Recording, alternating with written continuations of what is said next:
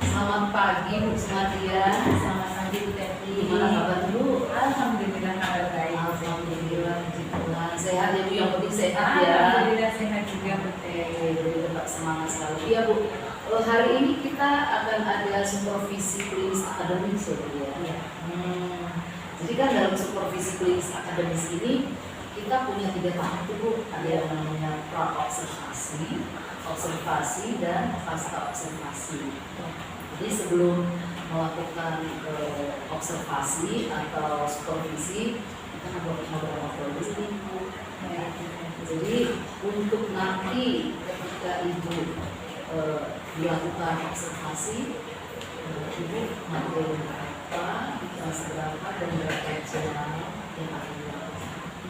Baik Bu Teti, perkenalkan saya Ibu Nadia, mengajar materi informatika kelas 7 yang hari ini nanti akan dilaksanakan observasi oleh Bu Teti. Materi yang akan saya sampaikan adalah algoritma dan pemrograman di kelas 71 pada jam ketiga dan 4. Yaitu materi yang saya berikan nanti adalah pemrograman. Berarti ini pelajaran komputer ya Bu, TIK ya. Itu tadi berapa menit? Ada 40 menit 1 jam, berarti kita 2 jam, 80 menit. 80 menit. Nah, untuk materi ini apa yang menjadi tujuan pembelajaran? Tujuan pembelajaran pada materi ini yaitu siswa itu mampu mengenali objek-objek maupun perintah yang ada di pemrograman tersebut. Pemrograman ini yang akan kita pakai adalah pemrograman SMAT yang memang pemrograman ini digunakan untuk siswa kelas 6 SD sampai kelas 3 SMP. Kayaknya menarik nih Bu, pemrograman. Jadi pemrograman istilahnya nanti di sini membuat game sederhana untuk anak-anak. Jadi biar anak-anak tidak selalu menggunakan game, supaya anak-anak bisa menciptakan game. Seperti itu. Luar biasa nih Bu, materinya ini keren ya. Jadi anak-anak bisa membuat diri sendiri gitu Bu. Ya, mengikuti perkembangan teknologi Sesuai dengan zamannya ya Bu. sesuai. Oke deh. Nah, pada materi ini nanti kira-kira area pengembangan apa yang akan Ibu capai? Ya, area-area yang mana yang akan jadi Target saya itu nanti anak-anak itu bisa berpikir secara logika, bisa berpikir secara kritis dengan adanya suatu permasalahan yang harus diselesaikan dengan komputer dengan bahasa pemrograman tersebut. Nah, di sini bahasa pemrograman ini yang dipakai ya bahasa ringan, gitu. Bahasa yang masih tingkatannya tingkatan mudah gitu.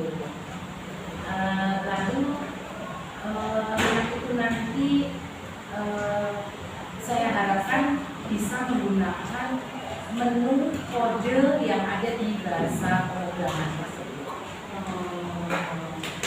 Jadi mereka bisa menggunakan menu untuk mereka bisa mengembangkan ya apa yang akan dicapai dalam pemrograman ya. Oke. Terus strategi apa yang dipersiapkan supaya anak-anak bisa mencapai apa yang diharapkan tadi? Strategi saya kepada anak-anak tentunya berawal dari saya berikan materi atau pengenalan dulu apa itu algoritma dan pemrograman.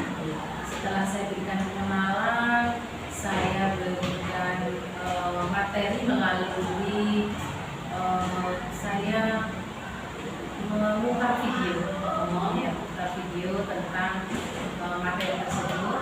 Lalu ada lagi menggunakan buku paket juga ada.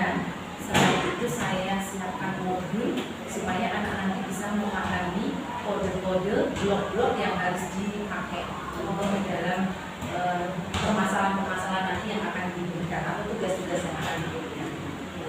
Berarti strateginya Ibu memberikan konten ya, ini diferensiasi konten ya. Diferensiasi konten artinya materinya Ibu berikan baik berupa video gitu ya, terus modul, kemudian ada buku juga.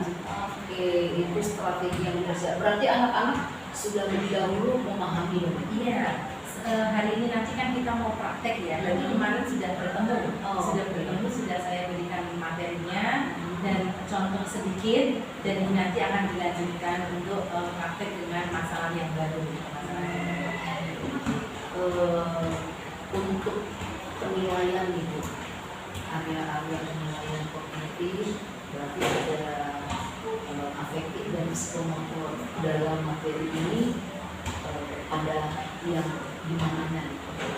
Jadi untuk penilaian nanti yang akan saya nilai ke siswa itu adalah bekerja, karena akan saya kelompokkan ya Bu. Nanti akan saya kelompokkan satu kelas itu menjadi 6 kelompok ya, kira-kira satu kelompok minimal ada 1 komputer atau laptop yang nanti akan untuk membuat program tersebut. Sebenarnya program itu pun bisa dilakukan di network.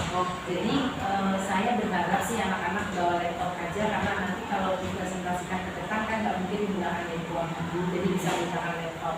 Jadi nanti yang akan saya nilai yaitu bekerja samanya dengan satu kelompok itu, lalu berpikir logikanya, berpikir secara logika atau berpikir secara kritis, lalu kreativitasnya, karena dalam pemrograman itu ya kita harus pinter-pinter ngoprek ya. Ngoprek ya emang muncul dari kreatif kita. Kalau kita nggak kreatif, nggak mau mencoba, ya nggak ngerti. Nanti yang ada, Bu ini gimana Bu, ini gimana. Nah setelah anak itu nanti bisa melihat modul dan dia bisa mengetahui apa soal yang diberikan oleh guru berupa skenario misalnya, nanti setelah itu kita akan memberikan hasil yang seperti apa, dan anak supaya bisa berpikir secara mandiri.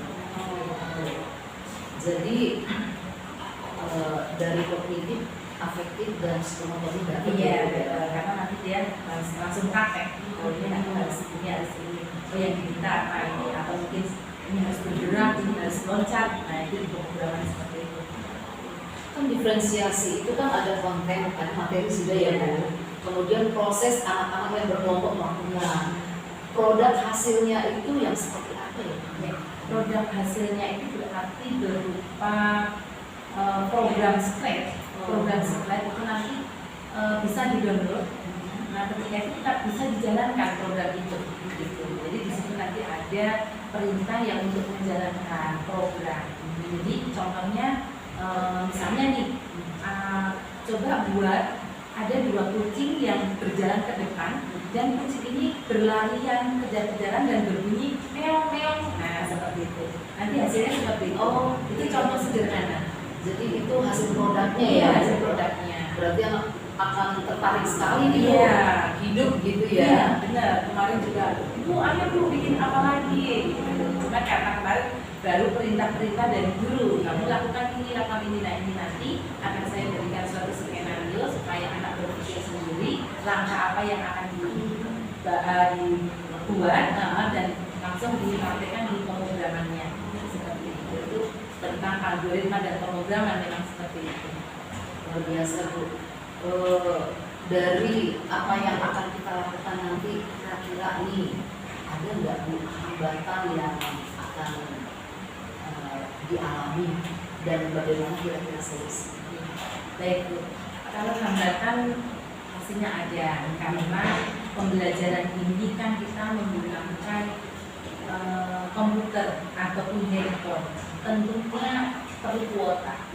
Nah, itu hambatan yang pertama. Kedua, ketika berkelompok, karena kan saya mengajar sendiri ya, tidak ada asisten, itu pastinya anak-anak yang belum paham, kan pasti ada yang sudah paham, ada yang belum.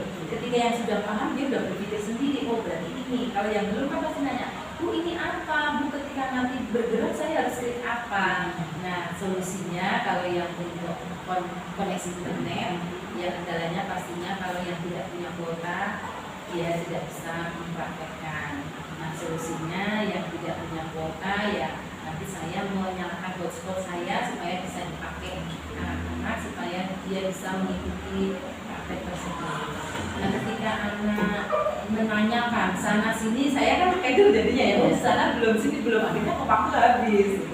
Nah itu karena ada modul, saya berikan modul supaya anak tersebut tersebut melihat dari modul ketika diperlukan langkah ini saya harus bagaimana. Jadi bisa mengurangi waktu yang tersisa dipanggil sana sini, jadi bisa dibantu oleh modul tersebut. Jadi walaupun ada hambatan, tapi sudah disiapkan solusi ya, Iya. kayak gelombang memang itu sudah tidak, inilah sudah bukan rahasia Iya. umum ya. Iya. Artinya memang kita membutuhkan yang namanya sinyal Iya, internet. karena menggunakan internet.